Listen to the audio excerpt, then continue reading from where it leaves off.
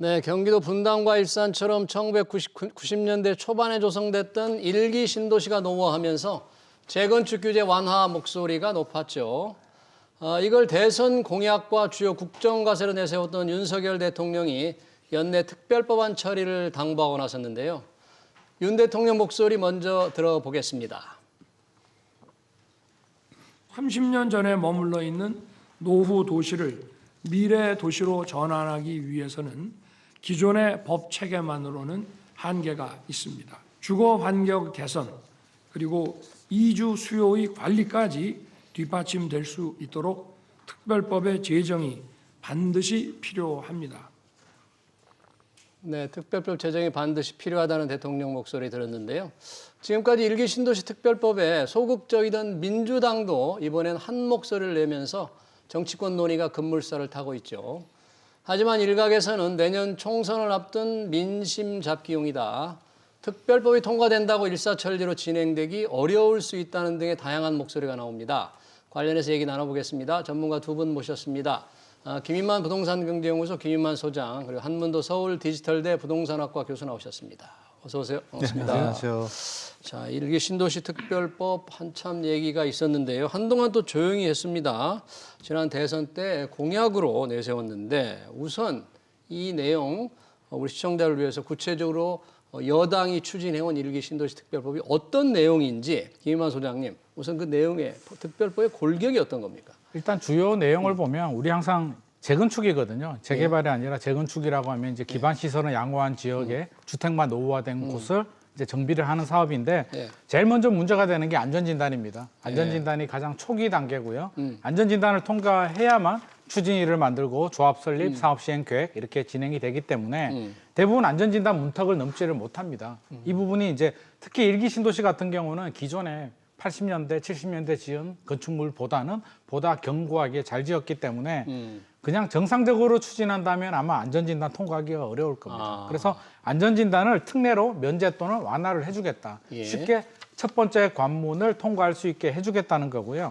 두 번째는 이제 걸리는 게 용적률입니다. 결국 사업성이라는 건데 대부분 일기 신도시들이 이제 뭐 지역이나 단지마다 좀 차이는 있지만 일반적으로 용적률이 한 200% 정도 됩니다. 180%에서 220% 사이 정도 되는데 200% 정도면 꽤 높지 않아요? 높죠. 네. 그러니까 사업성이 안 나온다는 거죠. 재건축 같은 경우는 사업성이라고 하면 기존에 있는 용적률에 추가로 용적률을 더 올려서 일반 분양이 많이 나와야 조합원들 부담이 줄어들고 사업성이 좋고 추진 속도가 빨라지는데 이게 용적률이 200% 정도 되다 보니 현재 법으로 뭐 용적률 주거 지역이 250% 정도 받으면 50% 정도 늘어나는 거거든요. 50% 정도 늘어나면 이 정도 가지고는 아마 조합원들이 추가 분담금을 많이 내야 되기 때문에 사업이 제대로 추진이 안 될 겁니다. 그래서 최대 500%까지 좀 완화를 해주겠다라는 내용이 들어가 있고요. 500%. 물론 최대입니다.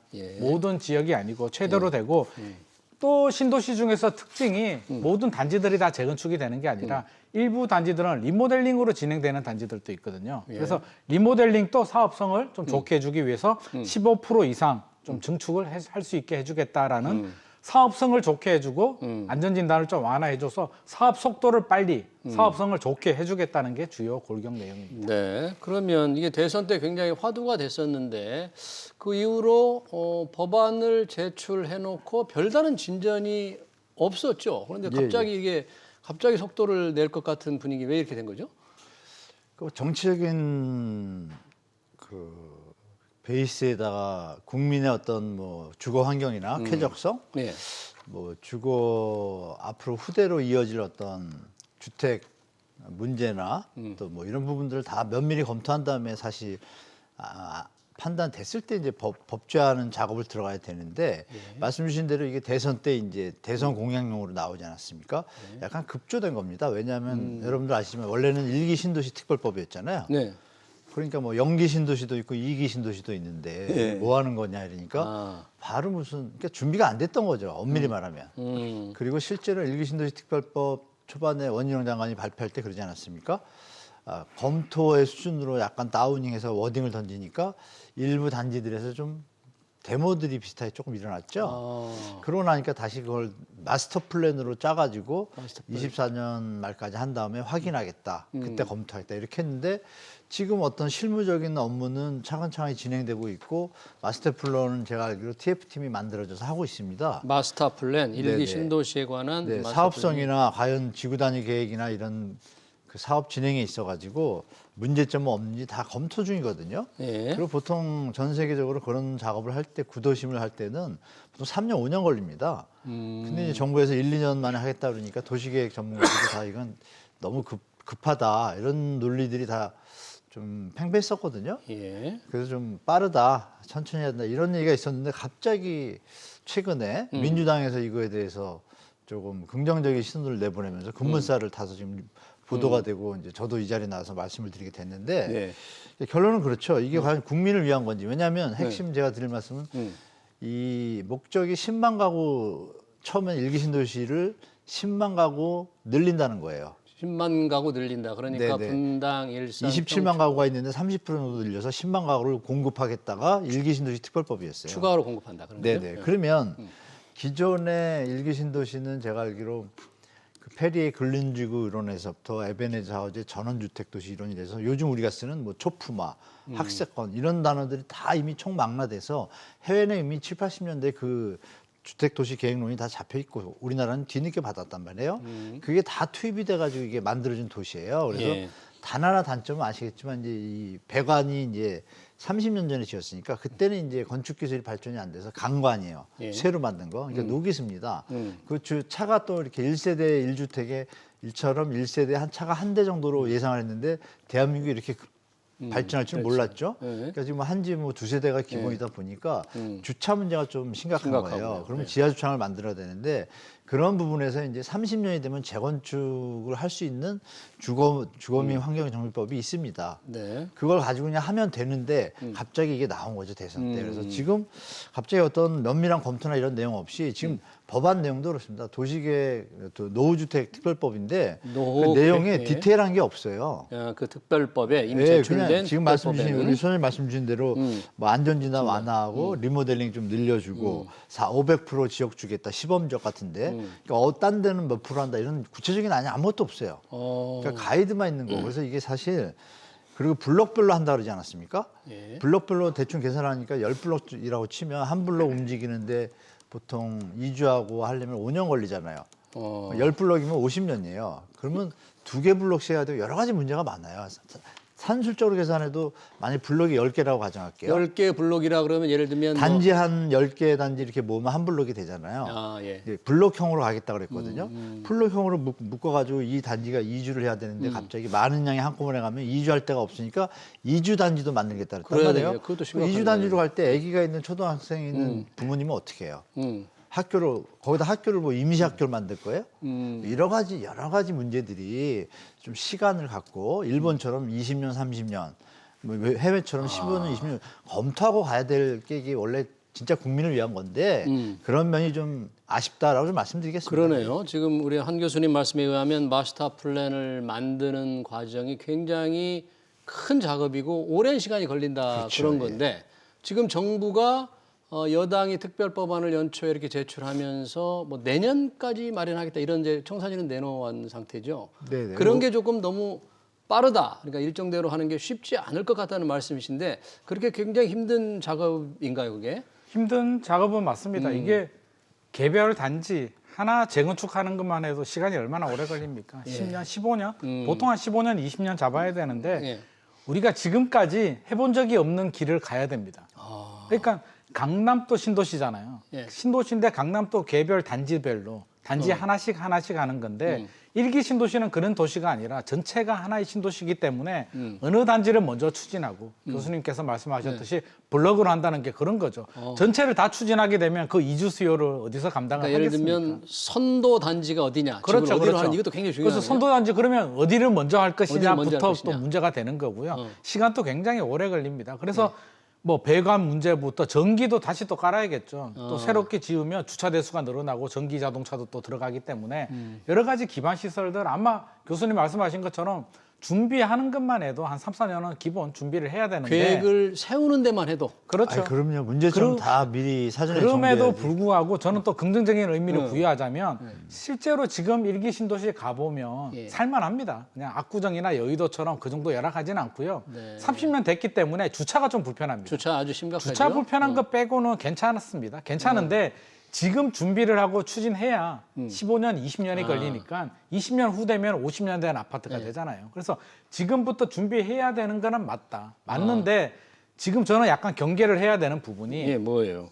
여당도 그렇고 야당도 그렇고 마치 특별법을 만들면 이게 만사 알라딘의 뭐 요술 램프처럼 네. 뚝딱 만들면 모든 게 일사천리로 진행될 것 같은 기대감. 네. 마치 국민들한테 특별법을 만들고 나면 그 다음부터는 순조롭게 모든 게 빨리 진행될 것 같은 그런 그렇게 생각하는 생각을 분들이 주거든요. 좀 있는 것 같아요. 많죠. 탄탄대로 걷는 것처럼. 근데 이게 탄탄대로가 쉽지 않습니다. 우리 도정법이 있잖아요. 도시 및 주거환경 정비법이 있어도 15년이 걸리고 소송이 걸리고 수많은 문제들이 있는데 특별법을 만들면 소송이 안 걸리겠습니까? 소송. 대부분 시간이 오래 걸리는 게 이제 조합원들끼리 다툼이라든지 여러 가지 소송, 또 건설사와의 문제 여러 가지가 있기 때문에 단순히 특별법 가지고 용적률을 좀 올려준다, 안전진단을 좀 완화해준다 정도는 조금 단축하는 데 도움은 되겠지만 일사천리로 진행되기는 어렵다. 네. 그렇다면 빨라야 15년, 20년이고요. 모든 단지가 끝나려면 교수님 말씀하신 것처럼 한 4, 50년이 걸릴 수도 있습니다. 그래서 우리는 길게 보고 첫 단추를 좀 끼웠다는 데 의미를 좀 부여해야 되고요. 예. 첫 단추도 좀 꼼꼼하게 잘해야겠다. 내년 4월 총선 앞두고 여당, 야당 모두 빨리빨리 좀 하려고 하는데 빨리 하는 게 중요한 게 아니라 최대한 꼼꼼하게 필요한 내용들을 최대한 많이 담아서 첫 단추를 제대로 꽂아야 다음 단추도 할 수 있기 때문에 저는 첫 단추 얼렁뚱땅하지 말고 좀 제대로 그러네요. 했으면 좋을 것 같습니다.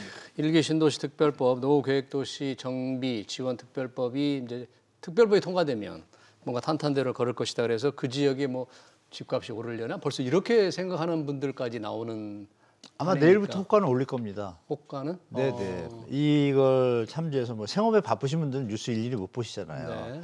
그러면 이제 일기 신도시 특별법 지금 이제 수사님 말씀대로 좋은 것만 생각하면 이거 또 새 집 나오네. 예. 근데 그 30년 30년 걸릴 거 모르시잖아요. 예. 그리고 그 단지가 처음에 될지 나중에 될지도 모르고 그런 시간이 잠깐 있을 것 같아요. 근데 이제 만약에 통과가 되고 나면 예. 아마 뭐 100분 토론이든 뭐든 우리 여기서부터도 어떤 문제점이 있는지 한번 짚어볼 거 아닙니까? 그러고 나면 또 잠시 좀 조정 들어갈 것 같습니다. 제 생각에. 네. 그러면 우선 이 특별법이 여러 가지 이제 골격은 들어가 이미 있는데 통과되면 어떤 절차를 아까 이게 마스터 플랜부터 세워야 된다는 어떤 절차를 거치게 되는 거예요, 이게? 일단 기본적으로 이제 재건축 사업을 진행하게 되면 기본적으로 구역 지정을 합니다. 구역 정비 계획을 수립하고요. 구역 지정을 하고 안전진단 통과해야 되겠죠. 기본적으로 통과한 다음에 이제 추진이 만들고 사업을 진행을 하려면 또 조합이라는 걸 만들어야 됩니다. 조합원들이 만든 회사인데요. 시행사 같은 회사 조합을 만들고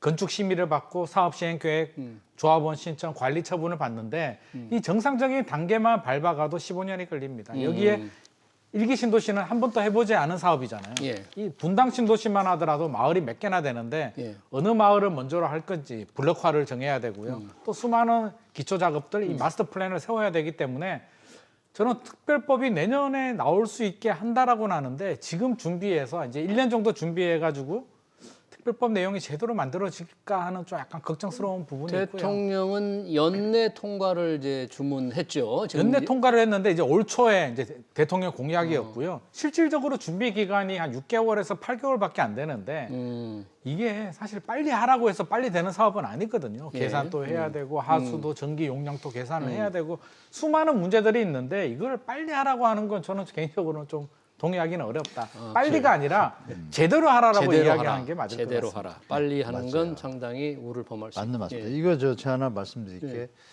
법만 통과되잖아요. 말씀대로 이제 앞으로 어떻게 되냐 그러면 전체 블록에 대해서 다 세분해가지고 지역마다 특성이 있잖아요. 단독주택 지역도 있어요. 분당 같은 경우에. 그럼 단독주택 지역은 계속 묶어둘 것인가? 아니잖아요. 예. 왜냐하면 분양 당시에 단독주택지가 더 비쌌거든요. 평당 가격이. 음. 그러면 더 혜택을 줘야 되잖아요. 근데 이분들은 만약에 단독주택 주거지를 선택한 분들이니까 뭐 어떤 부동산의 투자성을 감안해가지고 올리길 바라는 분들 계시겠지만 우리는 그냥 잘 살다 가고 싶다 이런 분들한테 어떻게 혜택을 분배할지 만약에 안 한다 그럴 경우에 또 예를 들면 정자동 같은 경우에는 지금 2003년도 4년도에 입주한 아파트들이 많아요. 마지막에 예. 거의 최신식이에요. 그러네요. 가보시면 저 밤에 한번 가보세요. 신도시하고 거의 똑같아요. 지금 상태가. 예. 그럼 거긴 부실 겁니까? 웃기는 거잖아요. 어. 그럼 그 지역은 존치 지역의 형태로 또 들 가능성이 많아요. 제가 볼 때 지원을 해주고 이 작업을 하는데도 몇 년 걸린다는 게 그런 뜻이고 또 비행기가 저쪽 어느 동이라고 제가 그러면 죄송하고 분당에 이쪽은 성남에서 비행장 있지 않습니까? 그것 때문에 롯데월드 타워도 뭐 높이니 많이 냈잖아요. 그쪽 지역은 또 층고를 못 올립니다. 그러면 용적률 인센티브를 다 같이 평균 하다 보면 여기 집을 못 짓는데 어떻게 돼요? 그러네요. 여러 가지 복잡한 문제가 많습니다. 그리고 교통량이 늘어나지 않습니까? 예. 늘어나면은 도로폭을 넓혀야 되잖아요, 상식적으로. 그렇죠. 도로폭을 넓히는 비용은 누가 됩니까? 여러 가지 국가 예산이 들어가면 또 어떤 일이 벌어져요? 부울경 메가시티도 뭐 하다가 특혜 얘기 말하다 논란이 있죠, 하는 차별. 판에 네. 뭐 원래 잘 있는 도시를 그냥 아까 말씀 주신 재건축 도시민 주거환경 접근으로 해도 전혀 문제가 없고 거기에 도와줘도 되는데 일을 만드는 거예요 지금. 그러니까 좋은 신호는 맞는데 가이드나 이런 부분에서 너무 성급하다. 이건 그냥 총선 때문에 표 때문에 야당도 마찬가지인 것 같아요. 야당도 지금 형태가. 소극적이다가 지금 그러니까 올해 지나면 이게 폐기가 되거든요. 1년 지났으니까. 이번 정평세 지나면. 그러면 말이라도 진짜 국민을 생각한다면 저희가 지금 말씀 나눈 것처럼 이러이러한 문제들을 다 검토해보고 진짜 국가라 국민과 이제 주민들한테 도움이 된다면 우린 적극 지지하겠다. 이렇게 던지면 국민들이 더 박수 칠 거예요. 예. 실제로 이 안에 오래 사신 분들 계시거든요. 분당이 오래됐잖아요. 거기서 40대, 30대부터 하신 분들은 지금 60대, 70대가 돼가요. 그분들은 그냥 지금 잘 살고 계시고 주차만 좀 불편한데 그냥 편하게 빨리 리모델링 몇 년이면 짓잖아요. 그런 거 하는 데가 많고 이렇단 말이에요. 복잡한 문제들이 너무 많아서 이거 만약에 뭐 투자 뭐 생각하고 이런 분들은 좀 더 지켜본 다음에 조금 상황을 보면서 차분차분히 접근하시는 게 좀 필요하다고 좀 말씀드릴게요. 많은 시간이 필요하다 말씀드리겠습니다. 많은 시간이 필요하다 두 분 다 공통적인 얘기인데 관련해서 우리 한 교수님께 이제 리모델링 얘기를 했는데요. 네. 일부 단지는 뭐 재건축을 할 테고 일부 단지는 이제 리모델링을 대안으로 선호하는 곳이 있잖아요. 그러면 네네. 이 계획을 조화롭게 만들기는 쉽지도 않겠네요. 어떻게? 지금 또 리모델링을 하고 있는 단지들이 있습니다. 지금 이미, 교수님 정자동 말씀하셨는데 정자동. 정자동의 느티마을 3단지, 4단지는 이미 리모델링이 상당히 진행이 돼가지고요. 지금 이주하고 있거든요. 돌이킬 수도 없습니다. 이미 진행이 됐습니다. 이미 진행이. 그러면 어떻게 보면 이미 진행이 되고 이제 존치처럼 남아 있게 되고요.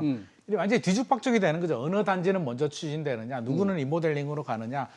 아마 조합원들, 주민들 사이에서도 의견이 분분합니다. 아 나는 그냥 이주하기도 싫고 그냥 이대로 살고 싶어 하시는 분들이 있고 빨리 재건축 하자는 분들도 있고 재건축이 시간이 오래 걸리니 리모델링 하자는 분들도 있고 이게 선택지가 하나가 있을 때 사업이 빨리 진행이 되거든요. 근데 지금 선택지가 벌써 나눠졌잖아요. 정부도 리모델링도 지원해 주겠다, 재건축도 지원해 주겠다라고 하니 선택지가 두 개가 되면 또 배가 산으로 가거든요. 뭐가 맞다. 사실 정답은 없는 이야기이기 때문에 또 돈 문제. 나중에 추가 분담금이 나오면 분담금. 용적률이 최대 500%입니다. 그러니까 역세권 주변의 지역들은 준주거로 종상향을 해서 500%를 해주겠다는 거고요.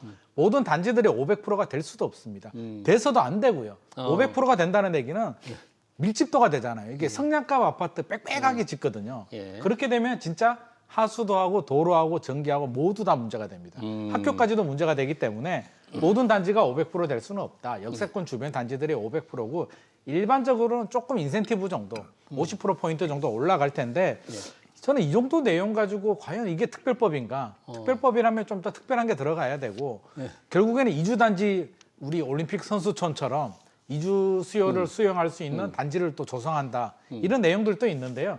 이주단지 만드는 것만 해도 지금 3기 신도시도 2018년에 발표해서 입주가 2030년이거든요. 그러면 이주단지는 어디에 또 얼마를 만들 것이며 그걸 또 소화시키는 순환 구조를 보면 결국에는 한 40년, 50년 프로젝트다. 그래서 이게. 혹시라도 이 뉴스를 보고 내일 집주인들이 혹시라도 호가를 올릴 수가 있는데 지금 빨리 사야지라는 생각을 가진다면 사고 다음 자녀분 세대까지도 넘어갈 수도 있다. 그런 말씀 드리고 4, 싶습니다. 50년 프로젝트가 될 것 같다. 두 분의 말씀 들어보니까 지금 용적률 말씀을 하셨는데 현재도 비교적 높은 편에 최대라고는 하지만 500%까지 완화한다. 이게 단지별로 용적률을 어떻게 할 것인가가 또 첨예한 갈등 이슈가 될 수 있겠네요. 단지별도 문제가 심각하지만 또 일기 신도시가 5군데가 있잖아요. 예. 3번하고 평촌 이쪽은 거의 평균이 200이 넘어요. 아, 근데 생각해 보시기에 이제 300% 정도로 될 거고 시범 단지만 수장님 말씀대로 500%거든요. 역세권에 뭐 입지 규제 최소 구역을 활용하는데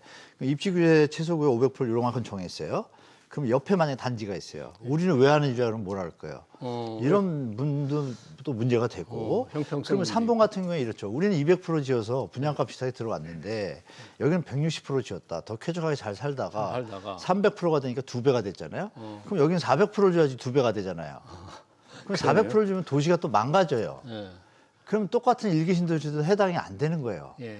그러니까 이 지역마다 또 그 안에서도 또 마찬가지예요. 예. 어느 단지는 분당도 아시지만 어느 단지는 200%가 있거든요. 네. 어느 단지는 또 150%도 있어요. 160%도 있고. 음. 그러면 이게 150%는 300% 주고 200%는 300% 주면 200%는 노후계획 도시 기다리느라고 법 기다리는 것보다 그냥 300% 주면 여러분 어떻게 돼요? 300%면은 100%가 늘어났으니까 50%는 기부 체납이에요. 그러면 250%가 소유주 몫이 되잖아요. 예. 그럼 그냥 원래 그러면 250%에서 50%는 기부 체납을 했으니까 그 땅 지분은 국가에 주잖아요. 예. 그럼 땅의 5분의 1, 6분의 1이 원래 자기 땅이 뺏기게 되고 근데 만약에 그냥 재건축을 했어요. 도시정법으로. 그러면 원래 250%다 찾고 자기 땅은 원래 그대로 있어요. 그럼 냉정하게 계산하면 현재 200%인 단지들은 이거 노후계획 이거 정말 안 좋은 거죠. 그분들한테. 이번 일기 신도시 네, 이게 특별법에 별로 해당되는 분들은 인센티브가 없다. 소장님 말대로 150%, 160% 이분들이 250% 됐을 때 좀 혜택이 있는 거지. 이게 천차만별인 거예요. 그러네요. 아까 말씀드린 단독주택지도 문제고. 어. 그러니까 이런 부분 뭐 아까 공항 얘기도 드렸고 여러 가지 복합적인 문제가 있어가지고 예. 이 도로 문제 뭐 하여간 전화 오래 좀 걸릴 것 같고. 오래 걸릴 것 같다. 지금 그냥 10만 가구인데요. 그냥 차라리 그냥 도시 및 주거환경정비법으로 가게 두고 차라리 국가에서 지원할 걸 갖다 그냥 지원해 주는 게 더 낫지 않나. 예, 특별법보다는 그게 안전하게 그 주민들 뜻에 따라서 가는 거를 국가에서 도와주면 되지. 예. 국가에서 도와준 것이 과연 주민들한테 도움이 되는지는 이건 한번 옥석을 구분을 좀 판별할 필요가 좀 있는 것 같습니다. 제가 볼 때. 네, 일기 신도시 특별법이라고 하지만 이게 공식 법안 제출된 건 노후계획도시 정비지원특별법이잖아요. 네네. 이 법이 그러면 적용되는 게 꼭 일기 신도시만은 아니죠. 아 그럼요. 일기 어디? 신도시만은 아니고요. 서울만 보더라도 상계동, 목동도 해당 사항이 될 수도 있고요. 예. 해운대, 대전에 가면 또 일기 신도시가 있습니다. 둔산지구, 둔산지구도 해당이 됩니다. 그래서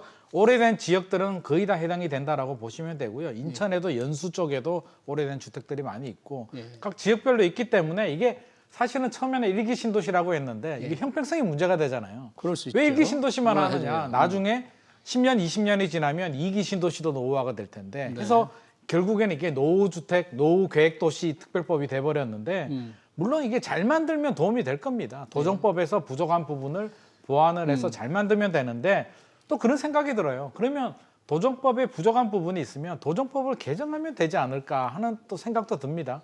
마치 특별법이 만능 열쇠처럼 특별법을 만들어주면 우리가 다 해줄게라는 부분이 있는데 재건축 사업을 보면 법이 없어서 진행 안 되는 게 아니고요. 예. 법은 있고 제도는 괜찮은데 주민 간의 이견, 건설사 간의 이견, 각 지자체와 또 조합 간의 이견 이런 갈등과 다툼 때문에 사업이 늦어지는 거거든요. 네. 단순히 용적률 하나, 안전진단 하나의 문제는 아니기 때문에 뭐 이왕 하기로 했으니까 뭐 제대로 잘하기를 바라는 마음이지만 이게 만능 열쇠는 아니다라는 네. 말씀 드리고 싶습니다. 만능 열쇠는 아니다. 우리가 용적률을 얘기하는 가운데 우리 시청자가 그런 댓글을 달았네요. 도시가 고층화되면 삶의 질이 더 나빠지지 않나. 뭐 이렇게 좀, 당연히 나빠집니다. 이렇게 좀 걱정하시는 분이 있어요. 걱정이 아니라 현실입니다. 예. 이미 저 1970, 80년대 고층을 지었던 선진국들이 있고요. 예. 그쪽들은 이제 고층의 어떤 문제점을 그때부터 뭐 박사님들이나 다 연구하셔가지고 논문이 많이 나와 있고 대한민국도 이제 30층 이상 아파트가 많이 생겼잖아요. 그거에 대해서 최근에 이제 2015년도부터 박사 과정이라든지 이런 분들이 논문을 많이 제출했습니다.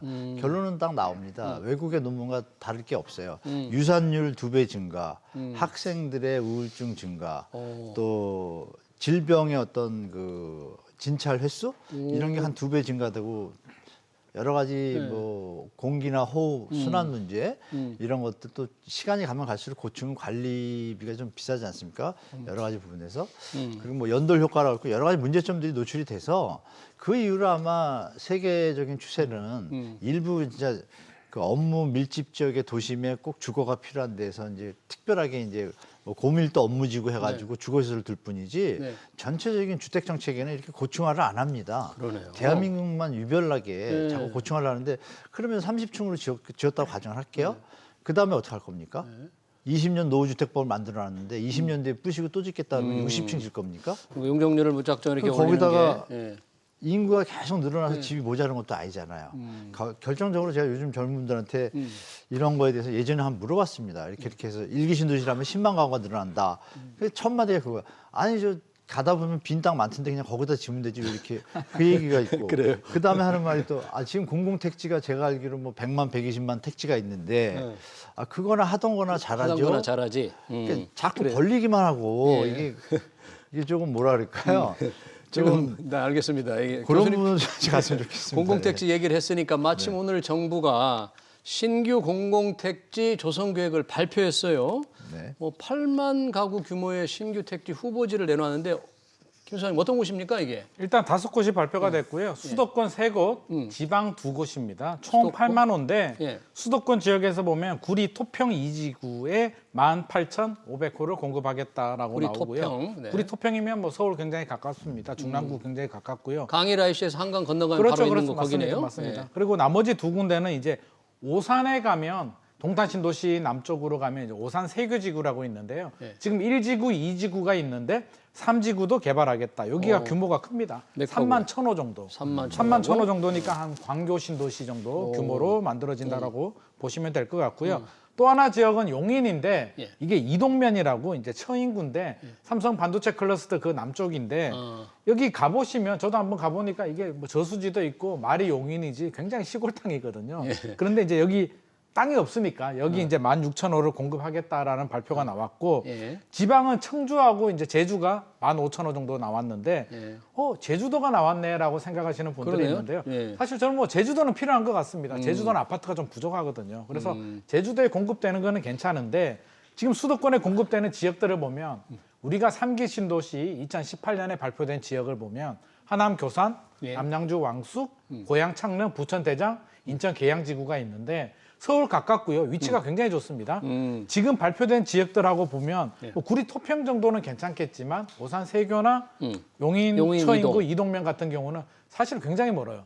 동탄 신도시도 멀다고 하는데 동탄보다 더 멀거든요. 동탄에서 10km 이상 내려가기 때문에 서울에서 사실- 멀지만 그 지역이 반도체 단지여서 뭐 배후 단지로 물론 뭐 배후 조성하는 단지로서 그런 개발되는 거는 수요가 괜찮은데요. 네. 지금 집이 부족한 게 어디냐라고 했을 때 항상 서울이거든요. 서울이 아파트가 부족하지 경기도나 인천은 주택이 부족하지 않습니다. 네. 그리고 말씀하셨듯이 빈땅이 굉장히 많거든요. 언제든지 마음만 먹으면 이렇게 지을 수가 있습니다. 지금 3기 신도시도 하고 있고요. 3기 신도시 제가 말씀드린 신도시 외에도 나머지 지역들이 또 있거든요. 발굴한 지역들이 평택 지제역 근처도 있고 뭐 인천 김포 한강신도시 2지구도 있고 지금 발표된 곳들도 마무리해야 될 사업들이 상당히 많이 있는데 예. 또 발표되면은요 3기 신도시가 2018년에 발표해서 2030년에 입주하거든요. 그럼 얘는 2023년에 발표됐으니까 2035년 정도에 입주하는데 2035년 정도면 우리 인구 구조가 어떻게 될지 우리 사회가 어떻게 될지 사실 미리미리 가늠할 수는 없습니다. 공급할 수 있는 땅을 좀 확보해 놓겠다. 공급 활성화를 위해서 그런 측면에서 조금 미리미리 대비한다. 예, 긍정적인 수요를 면도 좀 있습니다. 그런 건 어떻게 괜찮지 않을까요? 긍정적인 면이 있죠. 있고 제가 볼 때는 공공 어떤 택지를 통한 이제 공급이 많아지면 기존 주택 시장의 어떤 좀 하향 평준화 효과를 가져오거든요. 분양가 산정 자체가 기존 시세 뭐 네. 적으면 7, 80% 선에서 대부분 하니까 그럼 20%의 갭이 생기니까 예비 수요자들이 기존 주택보다 입지가 이렇게 좀 뛰어난 곳이라면 기다릴 만하거든요. 그럼 그게 이제 수요의 분산 효과가 나오니까 주택 시장의 안정 효과는 분명히 있습니다. 그래서 예. 긍정적인 면은 그렇고 다시 말씀드리지만 좀 부정적인 면은 해오던 거 있지 않습니까? 이거를 좀 더 신속하게 기다리는 수요자가 많으니까 3기 신도시 뭐 사전총약 이번에 좀 정부가 발표는 했는데 좀 더 좀 많은 양을 좀 신속하게 좀 공급했으면 좋겠다는 말씀드립니다. 네. 새로운 공공택지 주택 수요 분산 효과는 좀 있겠지만 해오던 3기 신도시 같은 걸 조금 더 속도를 냈으면 좋겠다는 그런 말씀으로 듣겠습니다. 네, 1기 신도시 특별법 평가 토론 잘 들었습니다. 지금까지 김인만 부동산경제연구소 김인만 소장, 한문도 서울디지털대 부동산학과 교수였습니다. 두 분 고맙습니다. 네, 고맙습니다.